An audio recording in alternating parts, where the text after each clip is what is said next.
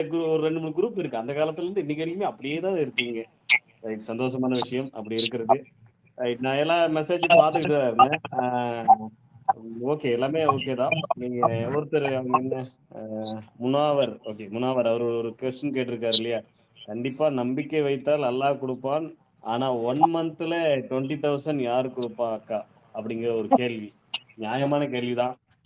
அல்லாஹ் குடுப்பான், அல்லாஹ் குடுப்பான்னு நம்ம உட்கார்ந்துகிட்டே இருந்தோம்னா எதுவுமே நடக்காது. நாம தான் முயற்சி எடுக்கணும் அப்படிங்கிறது முதல் பாயிண்ட்டு. 2வது விஷயம் நெக்ஸ்ட் மந்த் ஸ்கூல்ல ஃபீஸ் கட்டணும் அப்படிங்கிற ஒரு தாட் வரும்போது, பிரைவேட் ஸ்கூல்ல நம்ம சேர்த்திருக்கோம். நாம பிரைவேட் ஸ்கூல்ல எதுக்கு நம்ம பசங்கள சேர்க்கிறோன்ற ஒரு கேள்வி இருக்கு.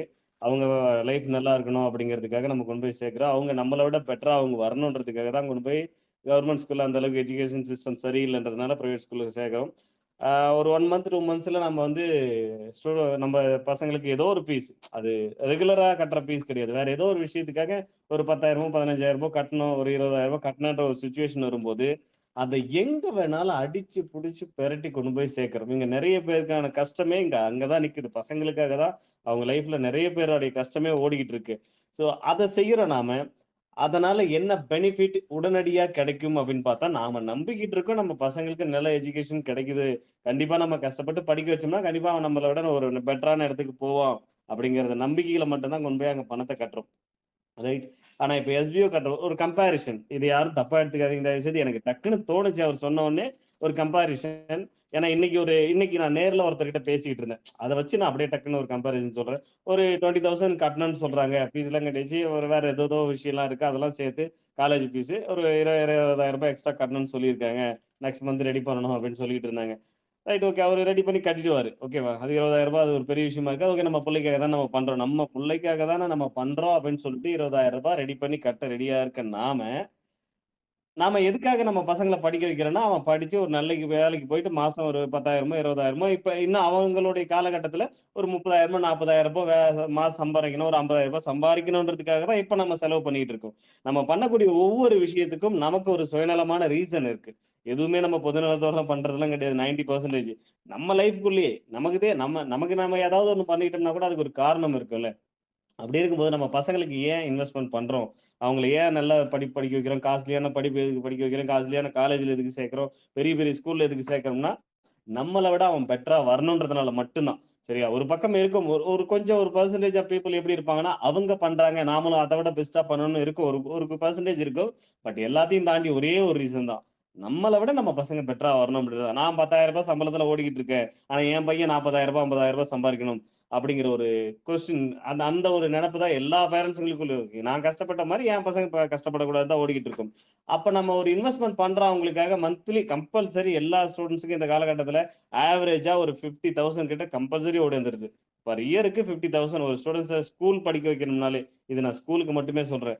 ஸோ அந்த அளவுக்கு இன்வெஸ்ட்மென்ட் பண்றோம். அது நமக்கு ரிட்டர்ன் எப்ப கிடைக்கும் அப்டின்னா, அவரு படிச்சு முடிச்சு காலேஜ்லாம் முடிச்சு அவரு வேலைக்கு போயிட்டு, அவரு சம்பாரிக்க ஆரம்பிச்சா மட்டும் தான், நாம எதிர்பார்த்த ஒரு ஆசையோட பண்ணிக்கிட்டு இருக்கோம். என்ன ஆசையோட பண்றோம்னா, ஒரு 40,000 50,000 ஏன்னா நான் 10,000 5,000 சம்பளம் வாங்குறேன்.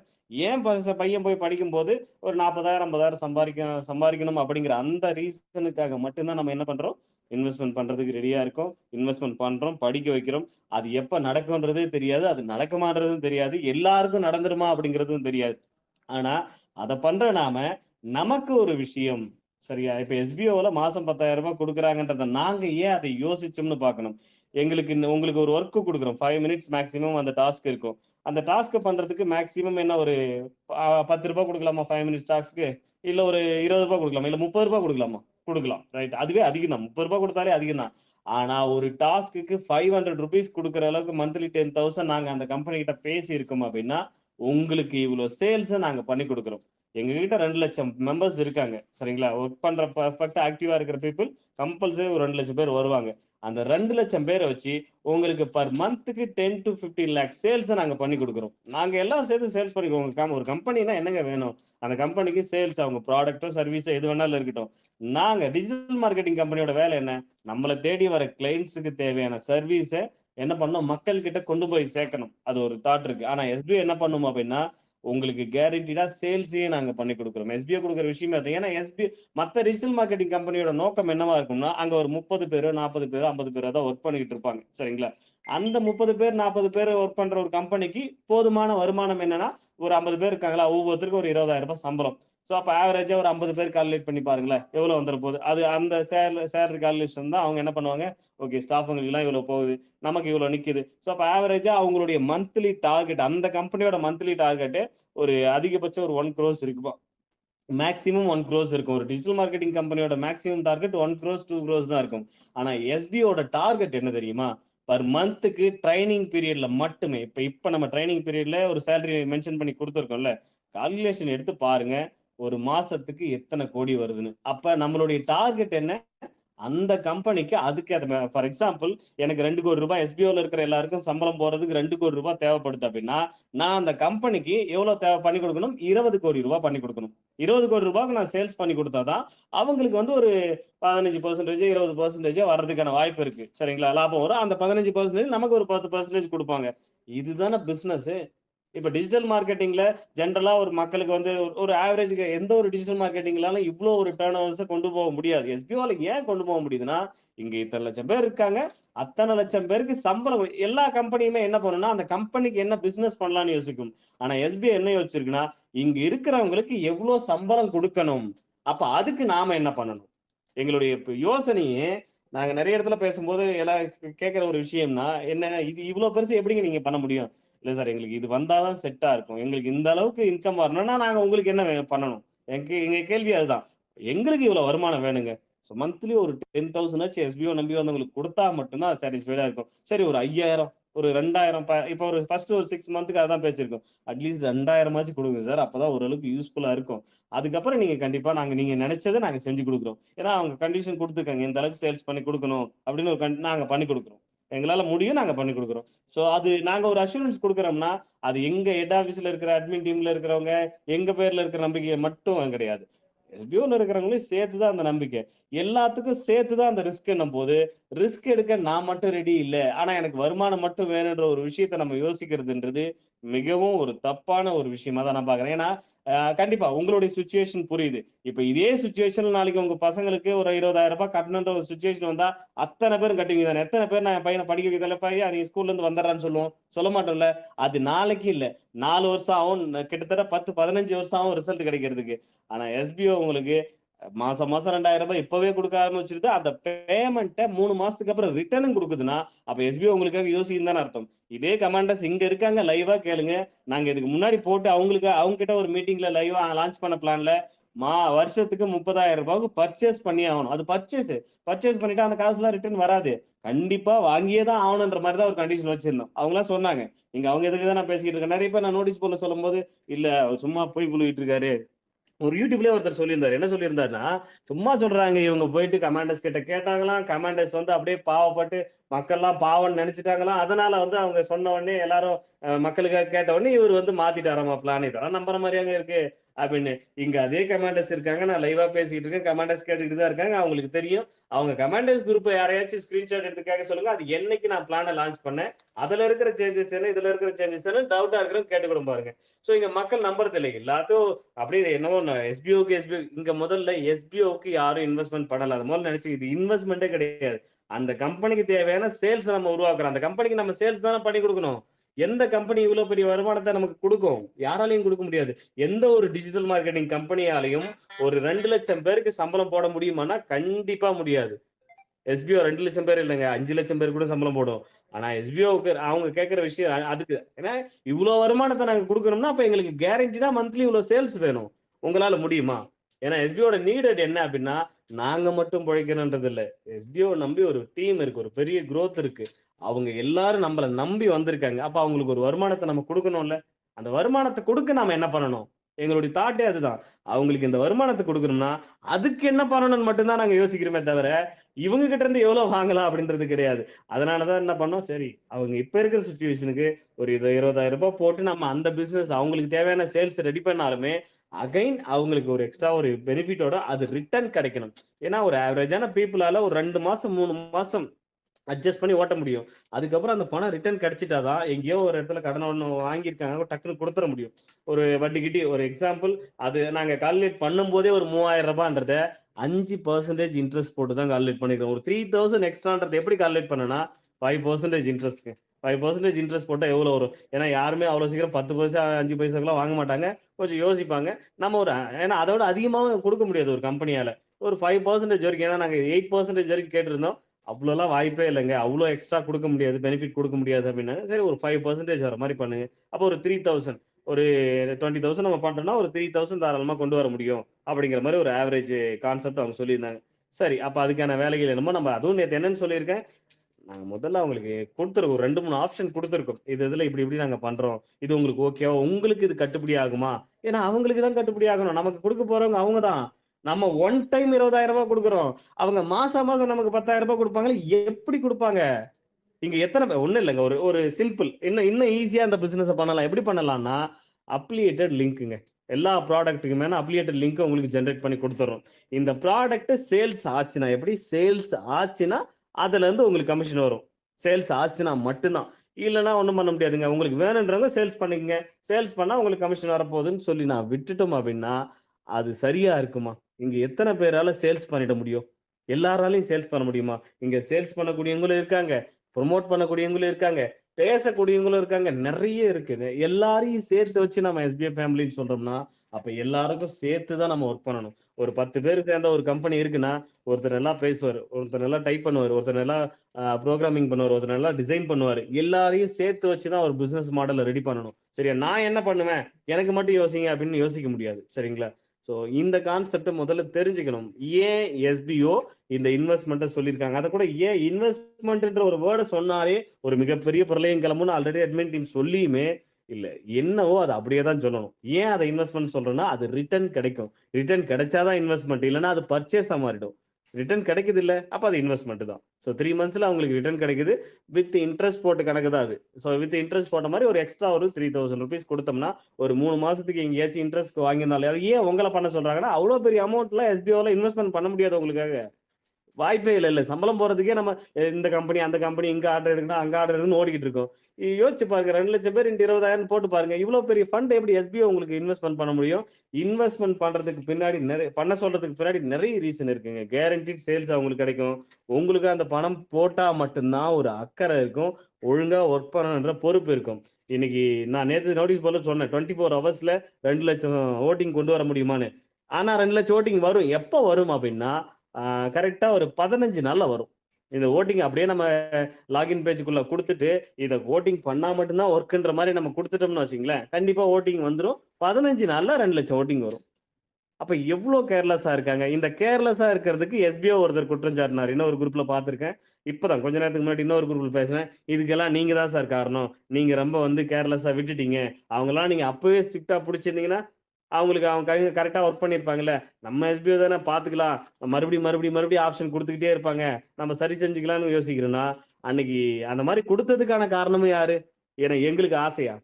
சரி, மக்கள் ஒருத்தர் கூட எந்த ஒரு கண்டிஷன்னாலயும் பாதிச்சிறக் கூடாது. அப்படிங்கிறது தான் நாங்க யோசிச்சிருக்கோம். அத குடுத்ததுனால தான் நீங்க எல்லாம் சோம்பேறி ஆயிட்டோம். அதனால தான் நாங்க கேர்லெஸ்ஸா இருக்கோம்ன்னு சொன்னா இது எப்படி? இன்னைக்கு அன்னைக்கு நாங்க கண்டிஷன் இப்ப ஒண்ணும் இல்ல. நாங்க 0 பண்ணோம். வாலெட் 0 பண்ணோம். சரிங்களா? அந்த வாலெட் 0 பண்றதுனால எஸ்பிஓக்கும் புண்ணியம் கிடையாது, உங்களுக்கும் புண்ணியம் கிடையாது. பட் ஏன் பண்றோம் அப்டின்னா, நமக்கு பேமெண்ட் கேட்வே ப்ராசஸ் பண்றதுக்கு அந்த வாலெட்ட 0 பண்ணிட்டு அதுக்கான அந்த ப பர்ட்டிகுலர் வொர்க்க சம்பந்தப்பட்ட டெவலப் டீம் கிட்ட குடுத்தா மட்டும் தான் அவங்க அதுக்கு உண்டான வேலைய பண்ணுவாங்க. அந்த பேமெண்ட் கேட்வே அது கூட கனெக்ட் பண்ணா தான் நமக்கு இம்மீடியட்டா பேமெண்ட் ரிலீஸ் பண்றதுக்கான வேலைகள்லாம் பண்ண முடியுன்றதுக்காக நம்ம அத பண்ணியிருக்கோம். சரிங்களா? அதுலயும் நெறைய இஷ்யூஸ் போயிட்டு இருக்கு. அது ஒரு பக்கம் பார்த்துட்டு இருக்காங்க. ஆனா அத பண்ணதுனால இன்னைக்கு பாதிக்கப்பட்டவங்க எத்தன பேர் இருக்காங்கன்னா, குறைஞ்சபட்சம் 10,000லிருந்து 18,000 பேர் பாதிக்கப்பட்டிருக்காங்க. ரைட்? ஒருத்தர் கூட பாதிக்க கூடாதுன்னு தான் மறுபடியும் ஆப்ஷன் குடுக்குறோம். பட் நாங்க ஸ்ட்ரிக்ட்டா ஆக ஆரம்பிச்சோம்னா, இங்க எவ்ளோ பேர் பாதிக்கப்படுவாங்க?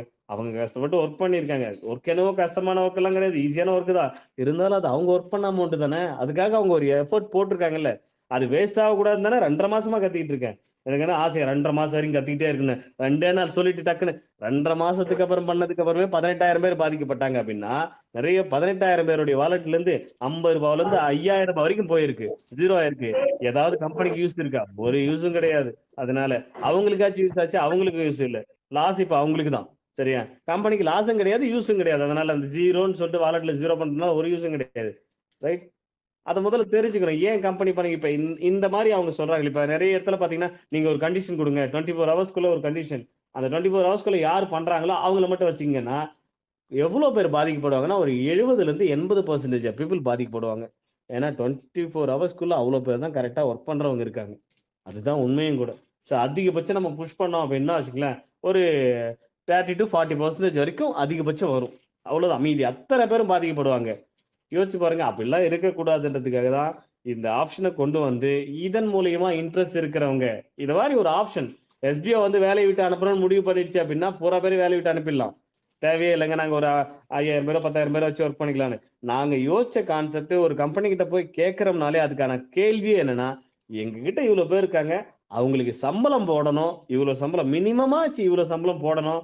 அதுதான் எங்களுக்கு தேவையானது. அப்ப மந்த்லி இவ்வளோ எங்களுக்கு தேவையான அமௌண்ட் மந்த்லி இவ்வளோ அமௌண்ட்டுங்க. இவ்வளோ அமௌண்ட் நீங்க எங்களுக்கு குடுக்கணும்னா, நாங்க உங்களுக்கு என்ன பண்ணணும்? அவ்வளோதான் கேள்வி. சரியா? எங்களுக்கு இவ்வளோ சேல்ஸ் பண்ணி குடுங்க. அப்ப அதுலருந்து ஏன்னா ஒரு சேல்ஸ் ஒண்ணும் இல்லங்க. ஒரு ஏதோ ஒரு பொருள் விக்கிறோம். ரூ. 100 அந்த பொருளு. சரிங்களா? அத வித்து குடுக்குறவங்களுக்கு ஒரு 10%லேருந்து 15% வரைக்கும் குடுப்பாங்க. இது ஜெனரலா எல்லா இடத்துலயும் நடக்கிறது தானே. அவ்வளோதான் பண்ண முடியும். ரைட். நம்ம நம்ம வேணா ஒண்ணு பண்ணலாம். இன்னும் சூப்பரா பண்ணலாம். ஏதாவது ஒரு பொருள கண்டுபிடிச்சு கொண்டு வந்துட்டு, இது நெறைய நம்ம படத்துங்கள்லாம் பார்த்திருப்போம். அந்த பொருளுக்கு ஒரு பேர் வச்சு, அந்த பொருளுக்கு ஒரு ரேட் வச்சு, அத வந்து நம்ம வித்தோம்னா, நமக்கு வந்து ஒரு 10% 15%லாம் லாபம் கிடைக்காது. ஒரு 50லேருந்து 60% லாபம் கிடைக்கும். நம்ம இவ்ளோ கஷ்டப்படணும்னு அவசியம் கிடையாது. எதையாச்சும் ஒரு பொருள அப்படி பண்ணலாமா? அது சும்மா பேருக்கு பண்ற மாரி ஆயிடாது? ஜென்யூனா நெறைய ப்ராடக்ட்ங்க, நெறைய கம்பெனிங்க சேல்ஸ் பண்ண முடியாத உட்கார்ந்துட்டு இருக்காங்க. ரைட். அத கேரண்டீட் சேல்ஸ்ன்ற ஒரு கண்டிஷனோட வரக்கூடிய கம்பெனி தான் எஸ்பிஓ. நாங்க கேரண்டீடா உங்களுக்கு சேல்ஸ் பண்ணி குடுக்குறோம். எங்ககிட்ட இத்தன லட்சம் பேர் இருக்காங்க. சரியா? அத்தன லட்சம் பேருக்கு நாங்க சம்பளம் போடணும். எங்களுக்கு இவ்வளோ தேவ. உங்களுக்கு எவ்வளோ சேல்ஸ் பண்ணி குடுக்கணும்னு குடுங்க. நாங்க பார்த்துக்கிறோம். அது எஸ்பிஓட கடமை. நாங்க பார்த்துக்கிறோம். சேல்ஸ் பண்ணி ப்ரூவ் பண்றோம் உங்களுக்கு. அதுக்கப்புறம் நீங்க பெர்சன்டேஜ் இன்கிரீஸ் பண்ணுங்க. இப்போ ஒரு ஏதோ ஒரு கடையில ஒரு புதுசா ஒரு சூப்பர் மார்க்கெட் ஒருத்தர் ஓப்பன் பண்றாரு. இல்ல ஒரு ஒரு பொட்டி கடை ஓப்பன் பண்றாரு. ஃபர்ஸ்ட் போயிட்டு ஒரு ஹோல்சேலா ஒரு ப்ராடக்ட் வாங்கின்னு வருவாரு. அப்ப ரூ. 5 சொல்லி போட்டு குடுத்துருப்பாங்க. இன்னும் கொஞ்சம் ரேட் கம்மி பண்ணுங்களேன் அப்படின்னு கேட்போம். அவங்க என்ன சொல்லுவாங்க? சரிங்க, இப்பதான் ஃபர்ஸ்ட் டைம் வந்திருக்கீங்க. நீங்க எந்த அளவுக்கு பர்ச்சேஸ் பண்றீங்க அப்படிங்கிறத பொறுத்து நான் வந்து ரூ. 5ன்றத ரூ. 4வோ, ரூ. 3,000 கூட நான் குடுக்கறதுக்கு ட்ரை பண்றேன். இவ்வளவுதானே. இப்ப இங்க எஸ்பிஓல அததானே சொல்லியிருக்கோம். இது ஒரு பேசிக் நாலேட்ஜ். எஸ்பிஓ மறுபடியும் காசு வாங்குறாங்க. எஸ்பிஓ மறுபடியும் காசு வாங்குறாங்க. எஸ்பிஓ எங்கங்க வாங்குது? அது என்னன்னே நான் சொல்லல. இன்வெஸ்ட்மென்ட் பண்ற மாரி வரும். வெயிட் பண்ணுங்க. நான் அது என்ன ஏதுன்னு உங்களுக்கு டீட்டெயிலா சொல்றேன். நம்ம எதுல இன்வெஸ்ட்மென்ட் பண்ண போறோம்? அது என்ன பொருளு? அது மறுபடியும் எப்படி நமக்கு பணமா மாறுது? எல்லாத்தையும் நாங்க உங்களுக்கு சொல்றோம். வெயிட் பண்ணுங்க. ஏன்னா நாங்க கால்குலேஷன் போட்டு அப்படியே உங்ககிட்ட சொல்லிட முடியாது. நாளைக்கு அவங்க அதுல ஒரு கண்டிஷன் மாத்துவாங்க. அவங்க அதுக்கு ஓகேன்னு சொல்லணும். இந்த மாரி குடுக்க முடியுமா? இத்தன பெர்சன்டேஜ் இன்கிரீஸ் ஆகுது இந்த மாரி பண்ணும்போது. இது உங்களுக்கு கட்டுப்படி ஆகுமா? நீங்க ஒரு பொருள வாங்கி அத விக்கிறீங்கன்னா, உங்களுக்கு எவ்வளோ வரும்? நீங்க எவ்வளோ வித்துக்கு விப்பீங்க? அப்ப எவ்வளோ லாபம் கிடைக்கும்? அதுல எங்களுக்கு எவ்வளோ குடுப்பீங்க? உங்க கம்பெனிக்கு எவ்வளோ எடுக்க முடியும்? இது பாசிபிலிட்டி இருக்கா? இத கேட்கணும். அந்த கம்பெனி அவங்க அத கால்குலேஷன் பண்ணி பார்த்துட்டு சம்பந்தப்பட்ட டிபார்ட்மெண்ட்ல அவங்க அத சரி ஓகே பண்றோம் அப்படின்ற ஒரு வார்த்தைய சொல்லணும். ஏன்னா அவங்க வந்து பிசினஸ் ஐடியாவ மேக் பண்ண போறதில்ல. பிசினஸ் ஐடியா மேக் பண்றது நாம தான். ஆனா அத அக்செப்ட் பண்றது அவங்க. சரிங்களா? அவங்களுக்கு அது குடுக்க முடியுமா? இத்தன பெர்சன்டேஜ் வரைக்கும் கம்பெனிக்கு ப்ராஃபிட் குடுக்க முடியுமா? இந்த கம்பெனிக்கு அப்படிங்கிறது அவங்க தான் அத யோசிக்கணும். ரைட். இந்த மாரி நெறைய விஷயம் இருக்கு. ஆனா மக்கள பொறுத்தவரைக்கும் என்ன அப்டின்னா, ஐய்யய்யோ! பணம் கேட்கறாங்க, ஐய்யய்யோ! பணம் கேட்கறாங்க, ஐய்யய்யோ! பணம் கேட்கறாங்க. இப்படியே ஓடிக்கிட்டு இருந்தா எப்படி? சரிங்களா? ரைட். முதல்ல அத தெரிஞ்சுக்கங்க. ஏன் சொல்றாங்க? நம்ம என்ன பொறுத்தவரைக்கும் எப்படின்னு கேட்டீங்கன்னா, ஃபர்ஸ்ட் நமக்கு. அப்புறம் தான் நமக்கு இப்ப நம்ம ஒய்ஃப் வீட்ல இருக்கிறவங்க யாரா இருந்தாலும் அப்புறம் தான் அப்படிங்கிற ஒரு தாட்ல இருக்கோம். முதல்ல நாம கரெக்ட்டா இருந்தா மட்டும் தான். நம்ம நம்ம நெறைய பேரு ஃபேமிலிக்காக என்ன பண்ணுவாங்க, தன்ன அழிச்சுக்கிட்டு ஃபேமிலிக்காக கஷ்டப்படுவாங்க. உண்மதான் பண்ணலாம். சரிங்களா? பட் எத எப்ப பண்ணணும்னு ஒண்ணு இருக்கு. நாம ஒரு ரூ. 20,000 இன்வெஸ்ட்மென்ட் பண்றோம்னா, நமக்கு மந்த்லி ஒரு ₹10,000 கேரண்டீடா ஒரு இன்கம் கிடைக்க போதுன்னா, அப்ப அது ஒரு பெரிய விஷயம் தானே. சரிங்களா? 10,000 வேணாங்க. ஒரு 2000, 3000, 5000 நம்ம சேல்ஸ் என்ன பண்றோமோ அத பொறுத்து அவங்க நம்ம கமிஷன் குடுக்க போறாங்க. சரியா? ஏதோ ஒரு வருமானம் நமக்கு வருது. அப்ப எக்ஸ்ட்ரா அந்த ரூ. 20,000 நமக்கு வேஸ்ட் ஆவும் போறதில்ல. ரூ. 20,000 ரிட்டர்ன் கிடைச்சிற போது, மாசம் ஒரு 2,000, 3,000 கணக்கு பண்ணா கூட, அது எந்த அளவுக்கு நம்ம ஃபேமிலிக்கு யூஸ்ஃபுல்லா இருக்கும். அது இம்மீடியட்டா நமக்கு கிடைக்குதுன்றப்ப, அதுக்காக ஏன் நம்ம ரிஸ்க் எடுக்கக் கூடாது? இங்க எல்லாருமே ரிஸ்க் எடுக்க ரொம்ப யோசிக்கிறாங்க. என்னல்லாம் ரிஸ்க் எடுக்க முடியும்? என்னல்லாம் ரிஸ்க் எடுக்காத எப்படிங்க வீட்ல இருந்தபடியே 5 நிமிஷம் வேலைக்கு நம்மளால ரூ. 500 வரைக்கும் எப்படி சம்பாதிக்க முடியும்? இது எப்படி பாசிபிலிட்டி? எனக்கு வேலை தெரியும். நான் வேலை செய்வேன்னா கரெக்ட் தான். நீங்க வேலை செய்ய தயாரா இருக்கீங்க. அதுக்குன்னு என்ன அவங்க அவங்க ஒரு டாஸ்க் குடுக்க முடியும். அந்த ஒரு இப்போதைக்கு எஸ்பிஓ ஒரு 4 கம்பெனி கூட டை அப் பண்ணியிருக்கோம். அந்த 4 கம்பெனியான ப்ராடக்ட் அண்ட் சர்வீஸ் தான் நம்ம ப்ரமோட் பண்ண போறோம். சேல் பண்ணி குடுக்க போறோம். நமக்கு தேவையானத நம்ம வாங்கிக்க போறோம். இதுதான் எஸ்பிஓ பண்ண போகுது. சரிங்களா? ஆனா வாங்கிக்கங்க அப்படின்ற விஷயத்த தான் கட்டாயப்படுத்தக்கூடாது. சரிங்களா? ஏன்னா அந்த பொருள் அவங்களுக்கு புடிச்சிருக்கலாம், பிடிக்காம இருக்கலாம். அவங்களுக்கு தேவைப்படலாம், தேவைப்படாமலும் இருக்கலாம். ஸோ அதனால தான் இந்த கான்செப்ட். அத வாங்கிக்கங்கன்னு நாங்க சொன்ன அந்த கண்டிஷனயே கூட என்ன பண்ணோம் அப்படின்னா, கமாண்டர்ஸ் கிட்ட பேசும்போது, சார் கட்டாயப்படுத்தி வாங்குறதுன்றது கொஞ்சம் அதுவும் 30,000 அவங்க அதுக்கு கூட பெருசா சொல்லல. சார் ரூ. 30,000 ரொம்ப அதிகமா இருக்கு. இதுல வேற ஏதாவது ஒரு ஆல்டர்னேட் ஐடியா கொண்டு வர முடியுமா? எவ்ரி இயர் கண்டிப்பா வாங்கியே ஆவணுமா? அப்படிங்கிற ஒரு கண்டிஷன்ஸ் வருது. ரூ. 30,000க்கு அவங்க வாங்கிட்டாங்க அப்படின்னா, சோ அவங்களுக்கு மாசம் ரூ. 10,000 போட்டீங்கன்னா, எல்லாத்தையுமே கால்குலேட் பண்ணிட்டாங்க கமாண்டர்ஸ் அன்னைக்கு லைவ்ல. ரூ. 1,20,000 சார். அதுல இப்ப 20% போக இவ்வளோ தான் கையில கிடைக்கும் சார். அப்ப அதுல ஒரு ரூ. 30,000க்கு அவங்க பொருள் வாங்கிட்டாங்கன்னா, அப்ப இவ்வளோ தான் சார் கையில கிடைக்கும். சோ இத வேற ஏதாவது பண்ண முடியுமா? ட்ரை பண்ணுங்களேன் சார். அப்படின்னு சொல்றாங்க. சோ நம்ம ஓகே ரைட் நாங்க ஏதாவது பண்ண முடியுமான்னு யோசிக்கிறேன்னு யோசிச்சு தான் அத ஒரு அனவுன்ஸ்மென்ட்டா குடுத்துட்டு, சரி ஆல்டர்னேட் ஐடியாலாம் அவங்களுக்கு மெயில் பண்ணிட்டு, சரி இந்த மாரி நாங்க பண்ண போறோம். இந்த மாரி உங்களுக்கும் பாதிக்கப்படாது. கம்பல்சரி உங்களுக்கு பாதிக்கப்படாது. கொஞ்சம் இன்கிரீஸ் ஆகும். நீங்க எங்களுக்கு குடுக்குற பெர்சன்டேஜ் மட்டும் அது நாங்க சேல்ஸ் குடுத்ததுக்கு அப்புறமே பண்ணுங்க. தப்பு கிடையாது. நாங்க கண்டிப்பா உங்களுக்கு சேல்ஸ் பண்ணி குடுக்குறோம். உங்களுக்கு தேவை சேல்ஸ் நடக்கணும். சேல்ஸ் நடந்ததுக்கு அப்புறமே நீங்க பண்ணி குடுங்க சார். அதுவரைக்கும் நீங்க எங்களுக்கு பண்ணணும்னு அவசியம் இல்ல. அப்படின்னு ஒரு அஷ்யூரன்ஸ் எப்படி குடுக்குறோம்? ரைட். இதெல்லாம் யோசிக்காத எஸ்பிஓ பண்ற மாரி எல்லாரும் எஸ்பிஓவே குறை சொல்லிக்கிட்டு இருந்தீங்கன்னா, யோசிக்கணும். நம்ம எதுக்கு பண்றோம்? ஏன் பண்றோம்? அதனால எல்லா இடத்துலயும் கேள்வி கேளுங்கன்னு நாங்க சொல்லியிருக்கிறது நாங்க தான். எல்லா இடத்துலயும் கேள்வி கேளுங்க. தப்பு கிடையாது. சரியா? இது ஏன் பண்றோம்? இதனால என்ன யூஸு? சரிங்களா? இதனால அந்த கம்பெனிக்கு எப்படி சேல்ஸ் நடக்கும்? நமக்கு எப்படி அவங்க குடுக்குறாங்கன்றது அப்பதான் உங்களுக்கு ஒரு ஐடியா கிடைக்கும். தப்பே இல்ல. அத நீங்களே கேட்கலனாலும் நான் ஓப்பனா சொல்றவன் தான். எல்லா விஷயத்தையும் உங்ககிட்ட உளறுறதுக்கு தான் நான் உட்கார்ந்துட்டு இருக்கேனே இங்க. எல்லாத்தையும் உளறுவேன். நெறைய பேர் அதனால இப்ப ஒண்ணும் இல்ல. நம்ம கவர்ன்மென்ட் ரிலேட்டடா நெறைய அலைஞ்சுட்டோம். எல்லா இடத்துலயும் சொல்ற பெர்சனல் ஒப்பீனியன், எதுக்கு சார் எல்லாத்தையும் போய் YouTubeலயும், வெப்சைட்லயும் போட்டுட்டு இருக்கீங்க? ஏன் ஒரு சில விஷயங்கள உங்களுக்குள்ளேயே பேசிக்கங்க. உங்களுக்குள்ளேயே ஒரு ஒரு கால் கான்வர்சேஷன், மீட்டிங் மாரி பேசி முடிச்சுக்கங்க. எல்லாத்தையும் பப்ளிக்ல போடாதீங்க. அது நாளைக்கு உங்களுக்கு பிரச்சனை வரும். இல்ல சார், பரவால்ல சார். நாம தப்பு பண்ணா தான் அது ஒரு பிரச்சனையா வரும்னு பயப்படலாம். யாரோ ஒருத்தர் தப்பான புகார் குடுக்குறாங்க அப்படின்றதுக்கோசரம் அதுக்கு நம்ம பயப்பட முடியாது சார். நாங்க இன்னைக்கு வரைக்கும் எங்க கிட்ட இருக்கிற ஒரு இந்த இந்த அளவுக்கு ஒரு பீப்பிள் இருக்காங்கன்னா, இன்னைக்கு வரைக்கும் அதுக்கான காரணம் நாங்க அந்த அளவுக்கு டிரான்ஸ்பரண்டா உண்மையா இருக்கிறதுனால மட்டும் தான் சார். அது பிரச்சனை இல்ல சார். நாங்க பார்த்துக்கிறோம். முடிஞ்ச அளவுக்கு நாங்க அவாய்ட் பண்ண ட்ரை பண்றோம். அ அவங்க அவங்க ஒரு பெரிய அதிகாரி சொல்லும்போது, சரிங்க சார் நாங்க முடிஞ்ச அளவுக்கு கொஞ்சம் அவாய்ட் பண்ண ட்ரை பண்றோம். எல்லாத்தையும் சொல்லாத மாரி பார்த்துக்கிறோம். அப்படின்றது. பட் இருந்தாலும் இப்ப கூட ஒரு லெட்டரு அதெல்லாம் நம்ம எங்கேயும் போடணும்னு அவசியமே இல்ல. ஏன் அப்படின்னா இங்க என்ன நடக்குதுன்னு அங்க சொல்லணும்ன்றதுக்காக தான். இப்ப மொத்த ஒரு கூட்டமும் என்னவா மாறிடுச்சுன்னா, அகைன்ஸ்ட் எஸ்பிஓ. ஏன்னா பணம் இன்வெஸ்ட்மென்ட் பண்ண சொல்றாங்க. பணம் இன்வெஸ்ட்மென்ட் எதுல பண்ண சொல்றாங்க? அது இன்னும் தெரியாது. சரியா? எவ்வளோ பண்ண சொல்றாங்க? அதுவும் இன்னும் தெரியாது. ஒரு 15லருந்து 20 வரும். சரி ஒரு 15,000 நம்ம ஃபிக்ஸ் பண்ணுவோம். அந்த 15,000 ஏன் இன்வெஸ்ட்மென்ட் பண்ண சொல்றாங்க? அதுக்கான காரணம் என்ன? அது எஸ்பிஓ குடுக்கணும்னு சொல்றாங்களா? இல்ல வேற யாருக்கா குடுக்கணும்னு சொல்றாங்களா? அப்படி குடுக்க சொல்றாங்கன்னா, அதுக்கான காரணம் என்ன? அதெல்லாம் தெரியாதவே இன்வெஸ்ட்மென்ட் பண்ண சொல்லிட்டாங்க. இன்வெஸ்ட்மென்ட்ன்ற வேர்ட் வந்துருச்சு. ஐய்யய்யோ! போச்சு இன்வெஸ்ட்மென்ட் பண்ண சொல்ட்டாங்க. இவங்க ஃபேக்கு, ஃப்ராடு, சீட்டிங்கு. இந்த டயலாக் கேட்கறதுக்காக தான் அத்தன பேருக்கு சம்பளம் குடுக்கணும்னு சொல்லிட்டு நாங்க ஒரு கண்டிஷன். சிம்பிளா சொல்லிடலாம் ஓப்பனா. சார் நாங்க உங்களுக்கு வேலை குடுக்குறோம்னு சொன்னோம். எங்களால குடுக்க முடியல. நீங்க பே பண்ண பணத்தையும், ஒர்க் பண்ண பணத்தையும் குடுத்துர்றோம். நாங்க கம்பெனிய குளோஸ் பண்ண போறோம். ஒரே டயலாக் முடிஞ்சு போச்சு. சரியா? ஒரு 100 பேரோ, 200 பேர வச்சுக்கிட்டு டிஜிட்டல் மார்க்கெட்டிங் கம்பெனி பண்ண முடியும். உலகத்திலேயே எந்த ஒரு டிஜிட்டல் மார்க்கெட்டிங் கம்பெனிலயும் 200 பேருக்கு மேல ஸ்டாஃப்ஸ்ன்னு இருந்ததே இல்ல. அவங்களுக்கு வரப்ப வருமானம் அது போதுமே! நமக்கு ஏன் அதிகமா ஆசைப்படுறோம்னா, அதிகமான கூட்டம் இருக்கு. அத்தன கூட்டத்துக்கும் ரூ. 2,000 குடுத்தாலே மாசம் 40லருந்து 50 கோடிக்கு மேல போது. அப்ப நமக்கு வர வேண்டியது 40, 50 கோடின்னா, அவங்களுக்கு எவ்வளோ தூரத்துக்கு சேல்ஸ் ஆவணும்? அது யோசிக்கணும். யோசிக்கணும் இல்ல. ரைட்? இதையெல்லாம் யோசிக்காம நமக்கு நமக்கு நம்ம சைடுல இருந்து மட்டுமே பார்க்குறீங்க. எஸ்பிஓல இருக்கிற முக்காவாசியான பீப்பிள் இப்ப எப்படி பார்க்குறீங்கன்னா, என் சைடு சார். என்னால பணம் கட்ட முடியாது. நீங்க பணம் கட்ட வேணான்னு சொன்னீங்க. இப்ப பணம் கட்ட சொல்றீங்க. எதுக்குங்க பணம் கட்ட சொல்றாங்க? எப்படி குடுப்பாங்க நமக்கு? என்ன கேரண்டி? நம்ம தான் உட்கார்ந்து சொதப்புன்னு சொதப்பி வச்சிருக்கோமே! ரைட்? அவ்ளோ சொதப்பி வச்சிருக்கோம். நம்பள நம்பி இந்த ஆப்பர்ச்சுனிட்டி கிடைக்கிறதே பெரிய விஷயம். அந்த இடத்துல அந்த அந்த ஒரு கம்பெனி ஒண்ணும் இல்ல. நமக்கு தெரிஞ்ச யாரோ ஒருத்தரு ஒரு கடை ஓப்பன் பண்றாரு. நம்ம எல்லாரும் அந்த கடையில ஸ்டாஃபா ஒர்க் பண்ண போறோம்னா, ஓப்பனிங் அன்னைக்கு நம்ம ஒரு பொருள் வாங்க மாட்டோமா? எல்லாரும் வாங்குறது தானே. ஃபர்ஸ்ட் கஸ்டமரா நாம தானே இருப்போம். நம்ம ஒரு கடைக்கு கெஸ்ட்டா போறோம், இல்ல ஸ்டாஃபா போறோம், ஏதோ ஒரு போறோம்னா, அங்க அந்த கடை ஓப்பனிங்க்கு நம்ம தானே பொருள் வாங்குவோம். அந்த கம்பெனி நமக்காக உருவாக்கப்பட்ட ஒரு கம்பெனி. சரிங்களா? இந்த அளவுக்கு பெருசா அவங்க சிம்பிளா பண்ணிட்டு இருந்தவங்க. அவங்க இந்த அளவுக்கு பெருசா ரிஸ்க் எடுக்குறாங்கன்னா, அப்ப நமக்காக தான் எடுத்திருக்காங்க. அப்ப நாம தான் ஃபர்ஸ்ட் கஸ்டமரா இருக்கணும். நாம தான் சேல்ஸ் பண்ணி குடுக்கணும். நாம தான் சேல்ஸ் பண்ணணும். அதுல என்ன கஷ்டம் உங்களுக்கு? இப்ப தேவையில்லாத பொருள கொண்டாந்து அவங்க கிட்ட குடுத்துட்டு இத வாங்குங்க, வாங்கியே தான் ஆகணும்னு சொன்னா தான் நீங்க கஷ்டப்படலாம். சார் இதெல்லாம் ஒரு பொருள், இத வாங்க சொல்றீங்களே சார், நியாயம் இருக்கா சார்? இதுல இருக்கிற பிரைஸ் நியாயமா சார்? கேளுங்க. அதெல்லாம் எங்கெங்கேயோ அதெல்லாம் கேட்கணும். அதெல்லாம் கேட்க மாட்டேன்றீங்க. இந்த பிரைஸ்க்கு இந்த ப்ராடக்ட் ஒர்த் இல்லன்னு கேட்கலாம். அதுல ஒரு நியாயம் இருக்கு. அத கேட்க மாட்டேன்றீங்க. ரைட், இந்த பொருள் எனக்கு தேவைப்படாது சார். என்ன ஏன் வாங்க வைக்கிறீங்க அப்படின்னு கேட்கலாம். அதுல ஒரு நியாயம் இருக்கு. அதெல்லாம் விட்டுட்டு ரெகுலரா நீங்க இந்த பொருட்கள்லாம் வாங்கிட்டு இருக்கீங்க. இப்ப நாங்க போட்டிருக்கிற கான்செப்டே அதானே. ரெகுலரா நீங்க வாங்கிட்டு இருந்த அதே பொருட்கள, அதே பிராண்ட கடைய மாத்தி நாம வொர்க் பண்ற அந்த கம்பெனில வாங்க போறோம். நாம அந்த கம்பெனிக்காக தானே வொர்க் பண்றோம். அப்ப அவங்க கிட்ட தானே அந்த பொருள வாங்கணும். சம்பளம் அங்க இருந்து வரணும்.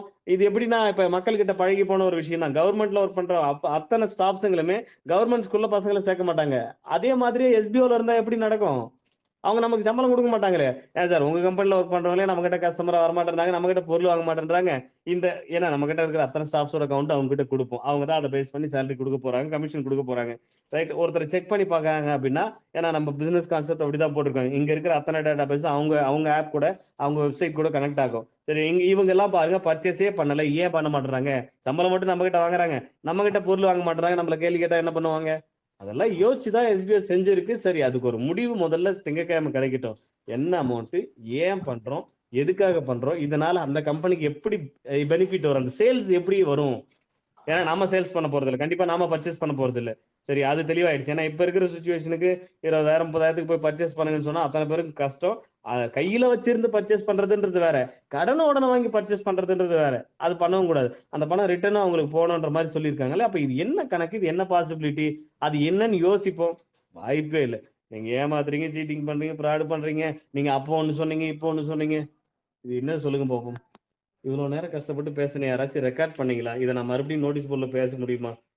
யார் ரெக்கார்ட் பண்ணீங்க? ரெக்கார்ட் ஒருத்தரும் ரெக்கார்ட் பண்ணிருக்கேன் பண்ணுங்க. சார்.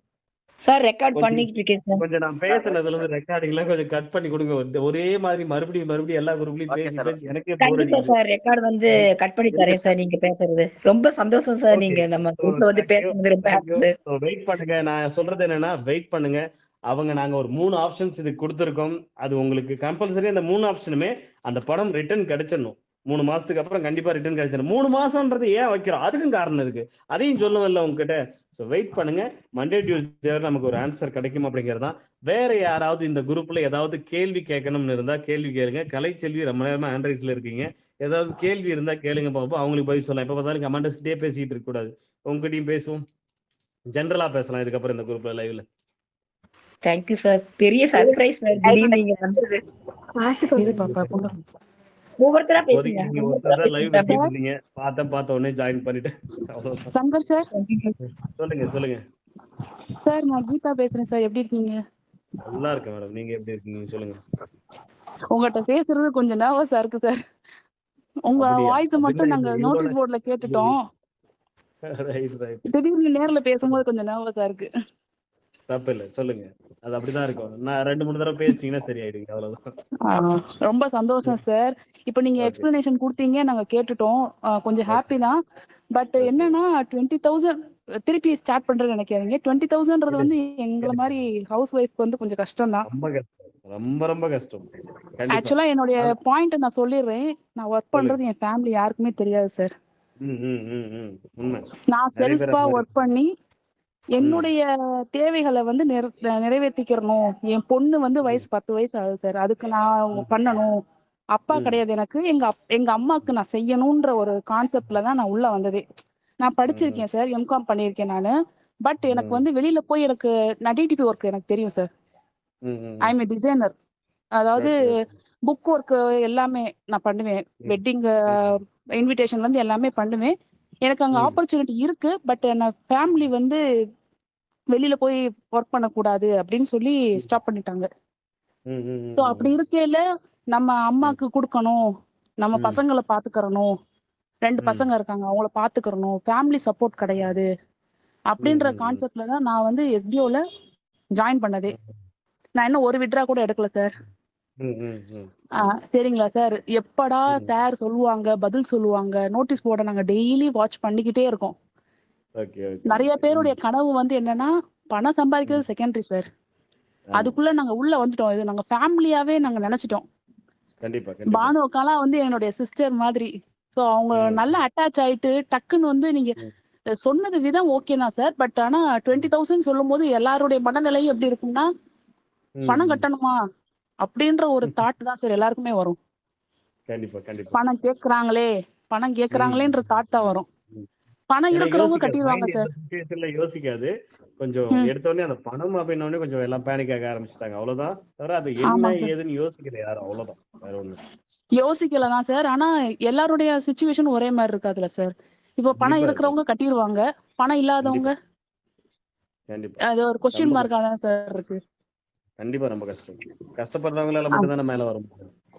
ரொம்ப அந்த கஷ்டம். ஒரு கஷ்டப்படுறவங்களால அந்த மட்டும் ஒரு தானே மேல வர பயம் தான் முடியும். சார் எங்கள வந்து யோசிக்க வச்சுச்சு. நேத்தெல்லாம் காரணம் என்ன பிளாங்காவே இருந்தோம் அப்படின்னா, நாங்க எல்லாருமே. எஸ்பிஓவுக்காக நம்ம கஷ்டப்பட்டு ரிஸ்க் எடுத்து கடனை வாங்கி கட்டிட்டாலும் திரும்ப கிடைக்குமா அப்படின்ற ஒரு கேள்வி இருக்கு. ஆ. அதனால கொஞ்சம் ரிஸ்க் எடுக்கவும் நிறைய பேர் பயப்படுறாங்க. அவ்வளவுதான். ம். ஸோ எஸ்பிஓ இத்தனை எனக்கு தெரிஞ்சு ஒரு கண்டினியூ நம்ம சேலரி போடுறதுன்னு பார்த்தோம்னா ஒரு 8 மாசம் இல்ல 10 மாசம் போட்டிருப்போம்னு நினைக்கிறேன். அப்பப்போ பிரேக் ம். எல்லாம் தவிர்த்து நம்ம ஒர்க்கிங் பண்ணதுன்னு பார்த்தோம்னா ஒரு 10 மாசமோ 12 மாசமோ போட்டிருக்கலாம் எனக்கு தெரிஞ்சு அதிகபட்சம். ஆமா. ஸோ இந்த 10 மாசம் ஆமா. 12 மாசமே நாங்க எக்கச்சக்கமா கடன் வாங்கியிருக்கோம் கம்பெனி பேர்ல.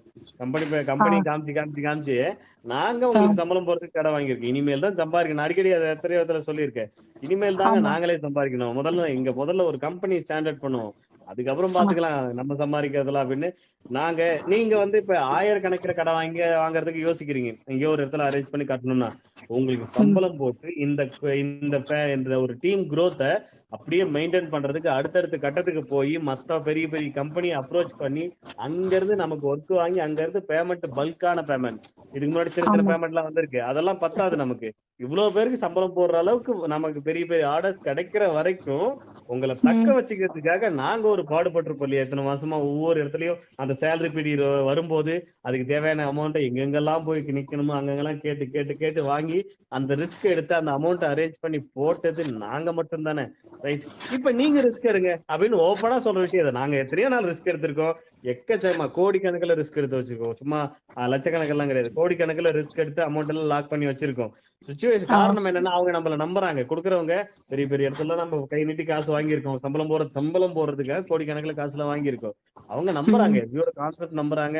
ஓகே இவங்க பண்ணிடுவாங்க பிரச்சனை இல்லை. நம்ம பிசினஸ்க்கு இவங்க யூஸ்ஃபுல்லா இருப்பாங்க அப்படின்னு ம். நம்புறதுனால மட்டும்தான் எங்களை வெளியில இருக்கிற உங்களை நம்பல அவங்க. உள்ள இருக்கிற எங்களை நம்புறதுனால மட்டும்தான் கொடுத்துருக்காங்க. நாங்க அதை வச்சு சம்பளம் போட்டிருக்கோம். நாங்க ஏன் கோடிக்கணக்கில் ரிஸ்க் எடுக்கிறோம்னா இந்த மக்களை ம். வச்சு நம்மளால என்ன பண்ண முடியும் பிசினஸ் பண்ண முடியும். சரியா? அந்த ஆமா. நம்பிக்கை எங்களுக்கு இருக்கு. அதனாலதான் நாங்க ரிஸ்க் எடுத்திருக்கோம். சரியா? ஆனா இங்க நிறைய பேர் என்னன்னா அந்த ரிஸ்க் எடுக்க தயாரா இல்லை. அந்த ரிஸ்க் எடுக்கிறவங்களுக்கு மட்டும்தான் இந்த ஆப்பர்ச்சுனிட்டி கொடுக்கணும். இங்க பணம் இருக்கிறவங்களுக்காக இந்த ஆப்பர்ச்சுனிட்டி கிடைக்காதுங்க. பணம் இருக்கிறவங்கன்னா யார் தெரியுமா? என் பாக்கெட்ல பணம் இருக்கு அதை எடுத்து நான் கொடுக்குறேன். அவன் தான் பணம் இருக்கிறவங்க. அவங்க எப்படி அவங்க தான் பணம் இருக்கிறவங்கன்னு நம்ம சொல்ல முடியும். ஆனா எஸ்பிஓ சொல்றது உங்களை ரிஸ்க் எடுக்க சொல்றாங்க. அப்பதான் அதோட வேல்யூ தெரிஞ்சு ஒர்க் பண்ணுவீங்க. 24 மணி நேரத்துக்கு மேல போகுது. நோட்டீஸ் போர்ட்ல இன்னைக்கு வரைக்கும் இன்னைக்கு 24 மணி நேரத்துக்கு இன்னைக்கு கதையை விட்டுருங்க. இது வரைக்கும் ஒரு தடவையாச்சும் 2 லட்சம் வியூஸ் நோட்டீஸ் போர்ட்ல வந்திருக்கா? காரணம் என்ன? அந்த அளவு கேர்லெஸ்ஸா இருக்காங்க. எஸ்பிஓட இன்வெஸ்ட்மெண்ட் ரொம்ப கம்மி. அந்த ஒரே ரீசன் தானே. போனா போது பாத்துக்கலாம் 2000 தானே. போனா போது பாத்துக்கலாம் 6500 தானே.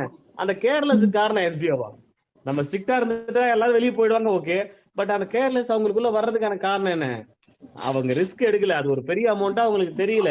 நமக்கு தேவை time performance and guarantee sales. Guarantee சேல்ஸ்க்கு நம்ம இப்படி யோசிச்சிருக்கோம். டைம் பெர்ஃபார்மன்ஸுக்கு அவங்க எல்லாரும் யோசிக்கணும். நம்ம ஸ்ட்ரிக்டா இருந்தா எல்லாரும் வெளியே போயிட்டே இருப்பாங்க. ஒரு நாளைக்கு 1000 மைல் 2000 மைல் வந்துட்டே இருக்கும்.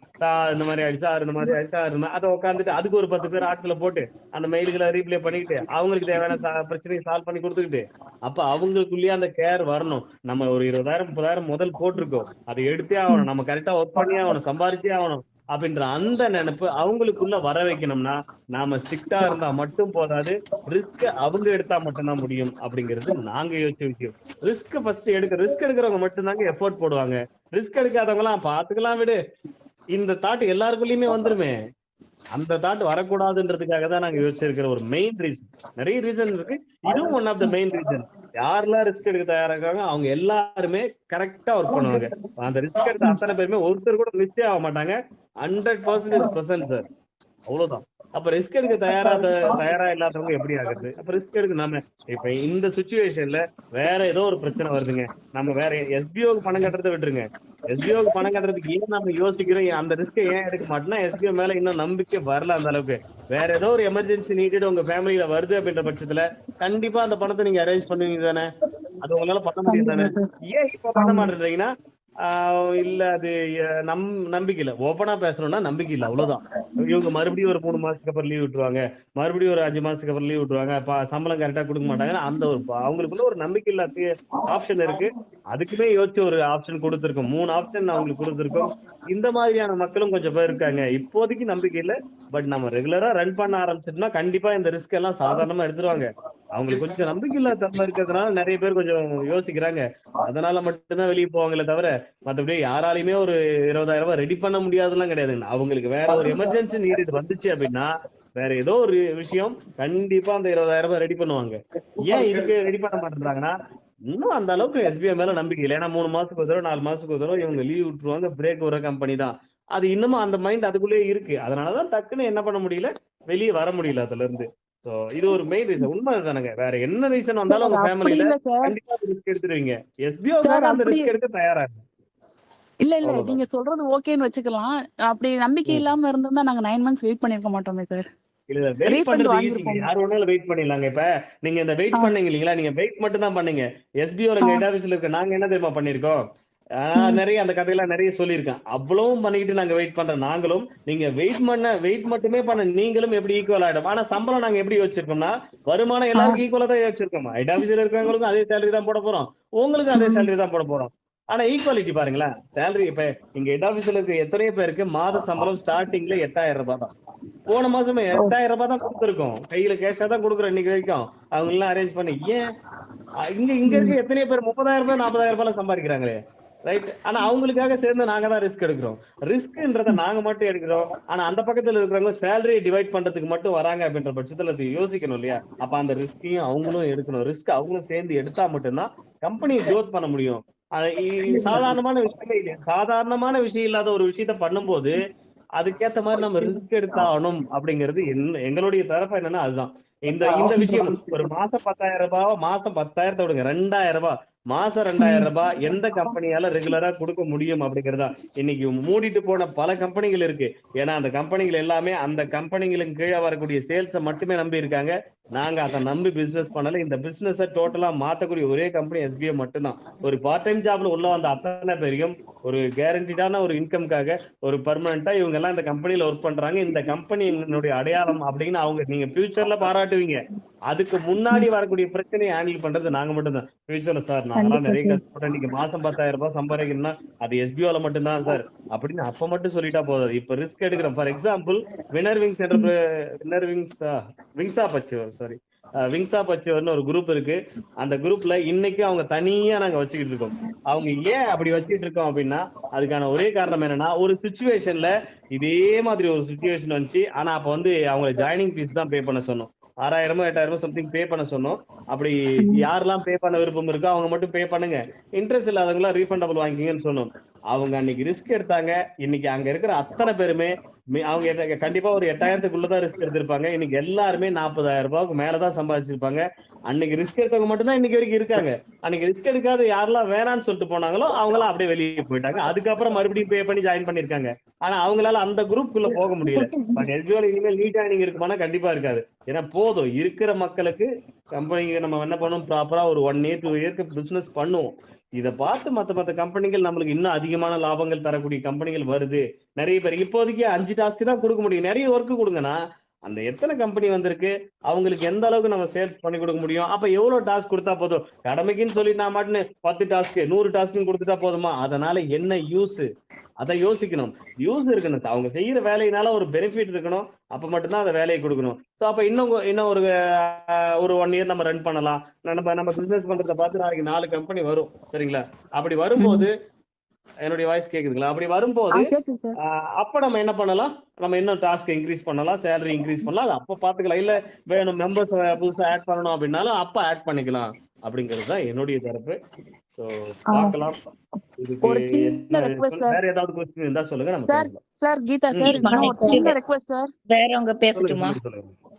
அந்த கீதா மேடம் சொல்லுங்க. 20,000ன்றத கொஞ்சம் கம்மி பண்ணி எங்களுக்கு சொன்னீங்கன்னா நல்லா இருக்கும். கண்டிப்பா கம்மி பண்றதுக்கும் சரி, இங்க இருக்கிற ஆ, அத்தனை பேரையும் வெளியே அனுப்பாத இருக்கிறதுக்கும் சரி, அதுக்கும் தேவையான ஆப்ஷனையும் நாங்க பண்ணியிருக்கோம். மண்டே டியூஸ்டேல மட்டும்தான் நமக்கான சொல்யூஷன் கிடைக்கும். இங்க இருக்கிற அத்தனை பேரும் வெளியே அனுப்பாத இருக்கிறதுக்கு என்ன பண்ணலாம் அதையும் யோசிச்சிருக்கோம். நீங்க ஒரு அதுக்கான காரணம் என்ன தெரியுமா? இங்க இருக்கிறவங்க சரி. எல்லாரும் இருந்தாக்க நமக்கு வருமானம் அதிகமா வந்துரும்ன்றதெல்லாம் கிடையாது. சரிங்களா? இவங்க எல்லாம் என்ன ஒண்ணுமே ப்ராப்பரா பண்ண மாட்டாங்க. நீங்க ஒரு டயலாக் சொன்னீங்க இல்லைங்களா?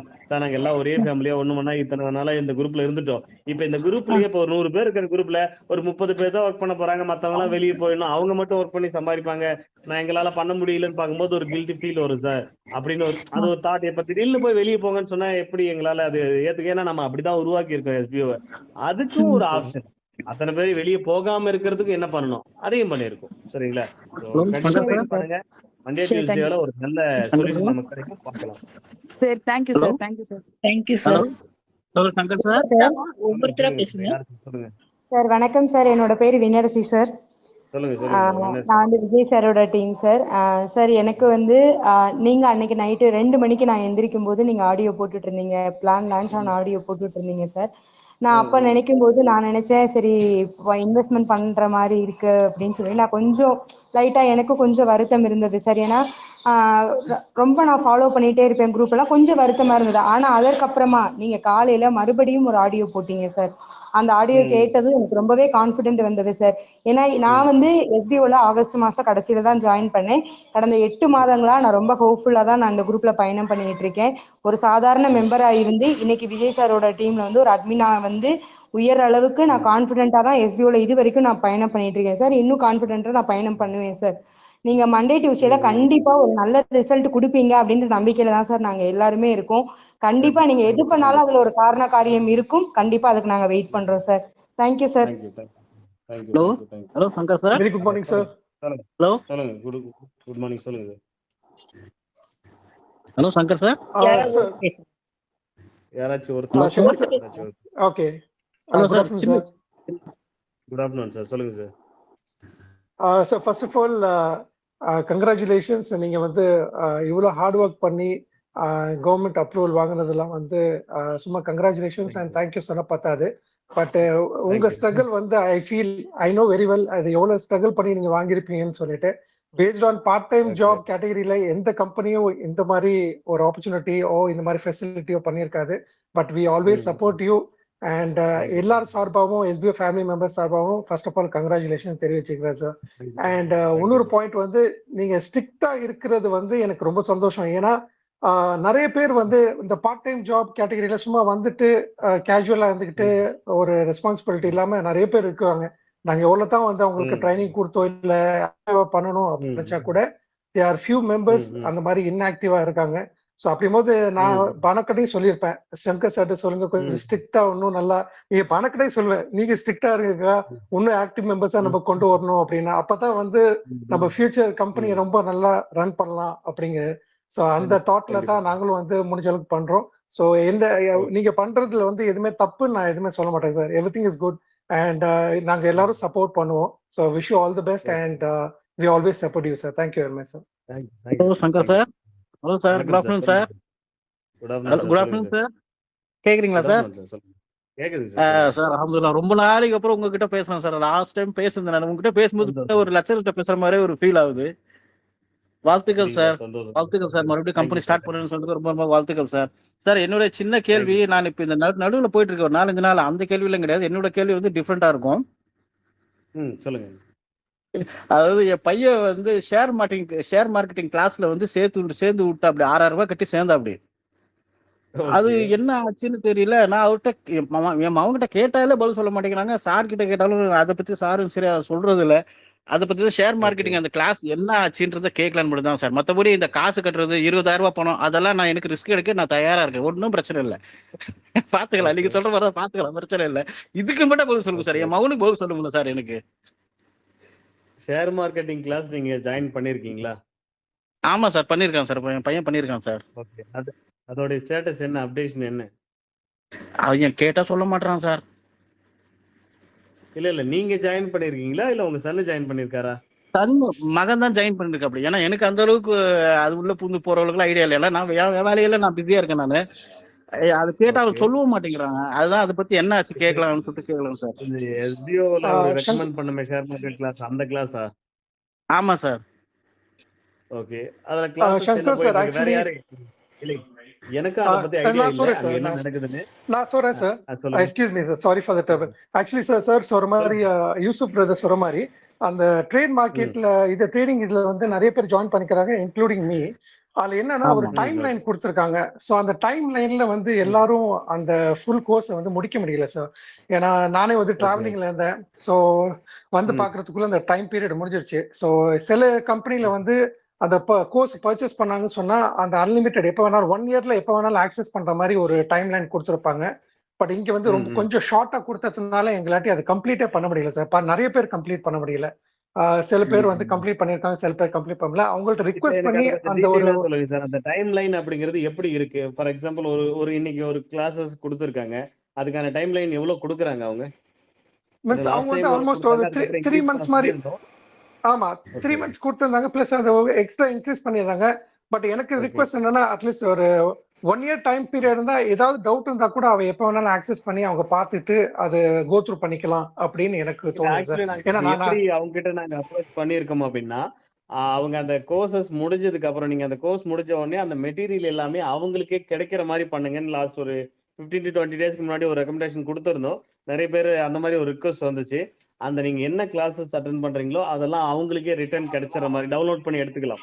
ஸோ அந்த மாதிரி ஒரு ஆப்ஷன் கொடுங்க அப்படிங்கிற மாதிரி சொன்னோம். நான் கேக்குறேன் சார், இது சம்பந்தமா அவங்க என்ன முடிவு பண்ணிருக்காங்க அப்படின்றது. அது அந்த மாதிரி கிடைச்சிச்சுன்னா உங்களுக்கு டைம் லைனே கரெக்ட் சார். அதே மாதிரி நான் ரிக்வெஸ்ட் அவங்களுக்கு ரிக்வெஸ்ட் பண்ணிருந்தேன். பட் ஆனா அதுக்கப்புறம் உங்களுக்கு அப்டேட் வரல. Anyway sir, thank you for your support sir. நான் ஃபாலோ பண்றேன். கொஞ்சம் வெளியே அது என்னன்னு தெரியல, நம்ம கேட்டலாம். இது என்னன்னு கேட்டு செக் பண்ணலாம். நாங்க சொன்னது நாங்க ரெக்கமெண்டேஷன் அதுதான். ஒன்ஸ் ஜாயின் பண்றாங்கன்னா அவங்க அதை முடிச்சதுக்கு அப்புறம் அந்த மெட்டீரியல்ஸ் அவங்களுக்கே ரிட்டர்ன் கிடைக்கிற மாதிரி பண்ணுங்க அப்படிங்கிற மாதிரி சொல்லிருந்தோம். சோ அவங்களும் ஓகே, நாங்க இத பத்தி கன்சிடர் பண்றோம்னு சொல்லிருந்தாங்க. இதோட அப்டேஷன் என்ன அப்படிங்கறத நான் விசாரிச்சு பாக்குறேன் சார், செக் பண்றேன். Okay sir, thank you. Okay sir, thank you sir, ரொம்ப ரொம்ப நன்றி சார். Thank you. மத்தவங்களுக்கு வாய்ப்பு கொடுக்கலாம் sir. Thank you sir. Sir ஒரு அப்டேட் சார், சதீஷ்குமார் பேசுறேன் சார். சதீஷ்குமார் சார், சொல்லுங்க சார். சார் அந்த ட்ரேடிங் ரிலேட்டடாவே மேபி சார் அவங்க வந்துட்டு மெட்டீரியல் டவுன்லோட் பண்ண கொடுக்காம இருக்கிறதுக்கு ரீசன் அதை வச்சு மற்றவங்களும் அதே மெட்டீரியல் யூஸ் பண்ணி பர்ச்சேஸ்க்கு அவைல் பண்ணிப்பாங்க, அவங்களோட மெட்டீரியல் மாதிரி அப்படியா இருக்கலாம். பட் நிறைய கம்பெனிஸ் நான் பார்க்கறது சார், ஒன்ஸ் ஜாயின் பண்ணிட்டாங்கன்னா லைஃப் டைம் சப்போர்ட் பண்ணுவாங்க. ஏதாவது டவுட்ஸ் இருந்துச்சுன்னா எப்பவுமே கேட்பாங்க, சொல்லி கொடுப்பாங்க. அந்த மாதிரி கேட்கலாம் சார். ஓகே சார், நம்ம பேசலாம் இதை பத்தி. அவங்க கிட்ட பேசணும்னா இதுக்குன்னு தனியா மேபி ஏதாவது ஒரு ஆப்ஷன் கொடுக்கலாம், சரிங்களா? அந்த ஆப்ஷன்ல உங்களுக்கு என்ன நீடட் தேவை, ஒரு ஃபீட்பேக் சர்வே மாதிரி நம்ம எடுக்கலாம். ஏன்னா நம்ம எல்லா கிளைண்ட்ஸுக்குமே அந்த மாதிரி ஒரு ஆப்ஷன் வச்சிருக்கோம். நம்ம புதுசாக ஏன்னா நம்ம இன்னைக்கு இந்த ஒரு ஒன் ஆஃப் கம்பெனி மட்டும் தான் இருக்கு, நாளைக்கு இன்னும் நிறைய இந்த மாதிரி போகும்போது நம்மளுடைய ஃபீட்பேக் என்னன்னு அவங்களுக்கு கொடுக்கணும். அங்க அந்த ஒப்பீனியன் சர்வேன்னு ஒன்று இருக்கு பாத்தீங்களா, அங்க மைக்ரோ டாஸ்க்ல வச்சிருப்போம். அந்த டாஸ்க்கை வைக்கிறதுக்கான ரீசனே அதுதான். அவங்க கொண்டு வர ஒவ்வொரு ப்ராடக்ட் அண்ட் சர்வீஸுக்குமே என்ன ஃபீட்பேக், மக்கள் என்ன ஃபீட்பேக் கொடுக்குறாங்க அப்படின்றத எடுத்து கொடுத்து அதுல இருக்கிற மைனஸ் என்ன பிளஸ் என்னன்னு அவங்க தெரிஞ்சுக்கிட்டு அதை அவங்க சரி செய்யறதுக்காக தான் இங்க இந்த ஒப்பீனியன் சர்வே அப்படின்ற ஒரு ஒப்பீனியன் போல்ன்றதே வச்சிருக்கோம். கண்டிப்பா நம்ம எல்லா கம்பெனிக்குமே இதை பண்ணுவோம். நம்ம இந்த கம்பெனிக்கிட்டையுமே சொல்லுவோம், இந்த மாதிரி ஒரு விஷயம் மக்களுக்கு தேவைப்படுது, அது இருந்தா இன்னும் பெட்டரா இருக்கும்னு ஃபீல் பண்றாங்கன்னு சொல்லலாம். கண்டிப்பா அதை பண்ணி கொடுப்பாங்க, பண்ணி கொடுக்க சொல்லலாம். அப்ப நம்ம தானே இவ்வளவு பண்றோம், அப்ப நமக்காக பண்ண மாட்டாங்களா என்ன? பண்ண சொல்லிடலாம் சார், ஒன்றும் பிரச்சனை இல்லை. Okay sir, thank you sir. Sir அப்புறம் current sir SPO first congratulation sir. வந்திருக்கு சார். நீங்க சொல்றது எல்லாமே நாங்க நினைக்கிறதே தான் சொல்றீங்க. நாங்க எஸ்பிஓ சப்போர்ட் பண்றோம் சார். நீங்க எங்களுக்கு வேணுங்கிறத பண்றீங்க, அதே மாதிரி நாங்க உங்களுக்கு வேணுங்கிறத கண்டிப்பா பண்ணுவோம் சார். சார் இந்த ரிஸ்க் எடுக்கிறதெல்லாம் வந்துட்டு ஒரு விஷயம் இல்லை சார், அதை கண்டிப்பா பண்ணுவோம். பட் அந்த பேமெண்ட் வந்துட்டு yearly once, at least 6 months once pay பண்ணிட்டு 3 monthsல நமக்கு வர்ற மாதிரி இருந்துச்சுன்னா நல்லா இருக்கும் சார். அது ஒரு சஜஷனா. நாங்க இப்ப எப்படி பேசியிருக்கோம், எப்படி கேட்டிருக்கோம் அப்படின்னா, ஒன் டைம் ஃபர்ஸ்ட் டைம் மட்டும் நீங்க பண்ற மாதிரி, சரிங்களா? செகண்ட் டைம் மட்டும் ஆல்டர்னேட் ஆப்ஷன் எஸ்பிஐ அதுக்கு நான் பொறுப்பை ஏத்துக்கிற மாதிரி கேட்டிருக்கோம். அவர் 2-3 ஆப்ஷன் கொடுத்துருக்குன்னு சொல்லியிருக்கு இல்லையா? அது one of the option. Second டைம்ல இருந்து நீங்க பே பண்ணணும்னு அவசியம் இல்லை, பட் அந்த பிசினஸ் நீங்க பண்ணுவீங்க. அது ஒரு பிசினஸ் தான் சார், ஃபர்ஸ்ட் அது இன்வெஸ்ட்மெண்ட்லாம் கிடையாது. அதுவும் ஒன் ஆஃப் த பிசினஸ், அது ஒரு சர்வீஸா தான் நம்ம பண்ண போறோம். அந்த சர்வீஸுக்கு ஃபர்ஸ்ட் டைம்ன்றதுனால நீங்க ரிஸ்க் எடுக்கிறீங்க. செகண்ட் டைம்ல இருந்து அது எஸ்பிவே அதுக்கு ஆல்டர்னேட் ஆப்ஷன்ஸ் ஒன்று பண்ணிருக்கோம். அது நான் சொல்றேன் டீட்டெயிலா, அது எது ஓகே ஆகுதுன்னு பார்ப்போம். அதை பொறுத்து நான் சொல்றேன். நான் ஒவ்வொரு தடவையும் நீங்க பே பண்ணணுன்றது அவசியம் இல்லாத மாதிரி ஒரு ஆப்ஷன் கொடுத்துருக்கோம். பார்க்கலாம் என்ன ஓகே ஆகுதுன்னு பார்க்கலாம். பார்த்துட்டு நான் அதுக்கு அந்த மாதிரி சொல்றேன். நான் okay sir. Sir second suggestion, நம்ம எதுவும் ப்ராடக்ட் சேல் பண்ற மாதிரி இல்லை கூப்பன் சேல் பண்ணி கொடுக்குற மாதிரி அந்த மாதிரி மார்க்கெட்டிங் யூஸ் பண்ணுமா சார்? ஏன்னா வேற ஒர்க்ல இருக்கும், ஃபுல் டைம் ஒர்க்ல. அதாவது என்னன்னா, இப்ப உங்ககிட்ட ஒரு பொருளை கொடுத்து இதை நீங்க சேல் பண்ணிதான் ஆகணும், இதை நீங்க சேல் பண்ணாதான் உங்களுக்கு வருமானம்ன்ற ஒரு சுச்சுவேஷனை என்னைக்குமே ஏற்படுத்த மாட்டோம். சரிங்களா? நாம அதை ஒரு ஓகே சார், ஒரு நாளைக்கு தேங்க்ஸ். ஒரு ப்ராடக்டோ சர்வீஸோ கொண்டு வரோம்னா கூட சரிங்களா, அதுக்கு தேவையான சேல்ஸுக்கு தேவையான விஷயத்தை எஸ்பிஓ உருவாக்கும். எஸ்பிஓ என்னைக்குமே ஒரு கிட்ட ஒரு பொருளை கொடுத்துட்டு இந்த பொருளை நீங்க வித்துதான் ஆகணும், இதை வித்தாதான் உங்களுக்கு வருமானம் அப்படிலாம் கொடுக்க மாட்டாங்க. இப்ப நீங்க பண்ண போறதுமே ஒரு பர்ச்சேஸ், அது ஒரு சர்வீஸ் தான். சரிங்களா? அந்த சர்வீஸை எப்படி பண்ண போறன்றது எஸ்பிஓட பிளான் வரும்போது தெரியும். மற்ற கம்பெனிகளுக்கும் நமக்கும் உண்டான அந்த டிஃபரெண்ட் என்ன அப்படிங்கிறது. இங்கே நாமளும் சேல்ஸ் தான் பண்ணி கொடுக்க போறோம் அந்த கம்பெனிக்கு. ஆனா ஒவ்வொருத்தர்கிட்டயும் இந்த போயிட்டு நீங்க எத்தனை பேர் வாங்க வைங்க, நீங்க எத்தனை பேர் வாங்க வைங்க அப்படிலாம் சொல்லிட்டு இருக்க மாட்டோம். அப்புறம் நீங்க ஒரு வீடு வீடா போயிட்டு நீங்க வாங்க ஃப்ரெண்ட்ஸ் கிட்ட போயிட்டு இதை வாங்க அப்படிலாம் சொல்லிட்டு இருக்கிற மாதிரிலாம் உங்களை கம்பல் பண்ண மாட்டோம். சரியா? அது கம்பல்சரி எஸ்பி அந்த மாதிரி ஒரு விஷயத்தை என்னைக்குமே பண்ணாது. நீங்க இதை வாங்கி ஆகணும், வாங்கினாதான் உங்களுக்கு சம்பளம் அப்படின்ற ஒரு வேலையை என்னைக்குமே பண்ணிட மாட்டோம். நீங்க மத்தவங்களை வாங்க சொல்லுங்க அப்படின்னு சொல்ல மாட்டோம். சரிங்களா? கண்டிப்பா சொல்லுவோம். அதனால ஒரு எக்ஸ்ட்ரா இன்கமா இருக்கும், விருப்பப்படுறவங்க பண்ணிக்கங்க. இப்ப ஒண்ணும் இல்ல, இப்ப நான் நேத்து கூட சொல்லியிருந்தேன் அந்த ப்ராடக்ட் ரிவ்யூ கான்செப்ட். வேற யாருன்னா வாங்க சொன்னீங்கன்னா உங்களுக்கு அதை ஒரு வீடியோ எடுத்து போடும்போது உங்களுக்கு ஒரு வருமானம் இருக்கு. அப்படி ஒரு எக்ஸ்ட்ரா ஆப்பர்ச்சுனிட்டியா தான் கொடுக்குமே தவிர உங்களுடைய மந்த்லி சேலரிக்காக ஒரு யாரையோ ஒருத்தர்கிட்ட போயிட்டு இத்தனை பொருளை வித்துட்டு வரணும், இத்தனை சர்வீஸை வாங்க சொல்லணும், அதை வாங்க வச்சாதான் உங்களுக்கு வருமானம், அப்படி மாதிரியான ஒரு கண்டிஷன் என்னைக்குமே எஸ்பிஐ கொடுக்குறாரு. கவலைப்படாதீங்க. தேங்க்ஸ் சார், இந்த அஷூரன்ஸ் போதும் சார். Thank you sir, thank you. Thank you sir. Okay, நீங்க தேங்க்யூ கண்டினியூ பண்ணுங்க. Banu madam, thank you madam. நீங்க கண்டினியூ பண்ணுங்க. சார். நீங்க ரொம்ப ரொம்ப ஹாப்பி சார். இவ்வளவு வேலையிலயும் வந்திருக்கீங்க. ரொம்ப ரொம்ப happy. Thank you sir. Thank you sir. Okay, thank you so much.